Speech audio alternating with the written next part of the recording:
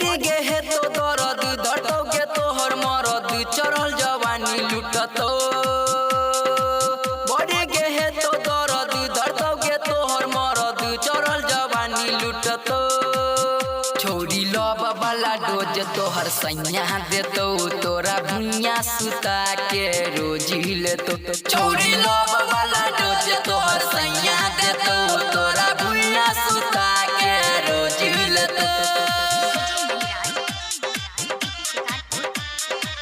अभी आप सुन रहे हैं मैथिली जानकी रिकॉर्डिंग स्टूडियो बढ़ा से।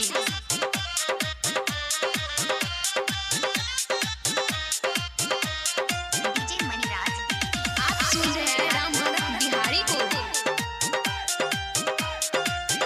तोरा पहिला के रात जे धरतो तब होठबा पर किस जे करतो जबरतिया में दिया बुतैतो तोरा पाजा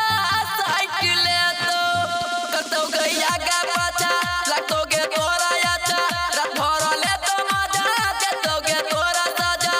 तोर कोमल चौब दुनिया बन के जेबे तू कनिया धन लूट लेतो तोरा के दुख देतो उखड़ में मिस देतो गे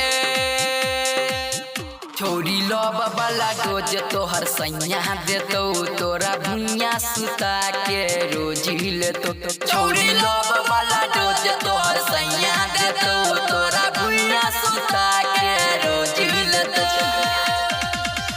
अभी आप सुन रहे हैं मैथिली जानकी रिकॉर्डिंग स्टूडियो बढ़ा से। आप सुन रहे हैं राम भरत बिहारी को। जब ससुरा से नहीं हर अभी है सब भतारा के खेल बतबी है कोनो बात के लाज न करी है अपना भतारा से न डरी है मिलैले आई है रानी बतिया सुन दिल जानी तोरा पिएबो पानी नहीं तो तोरा हानि जान पहिला के बात बतैबो फिर खेतबा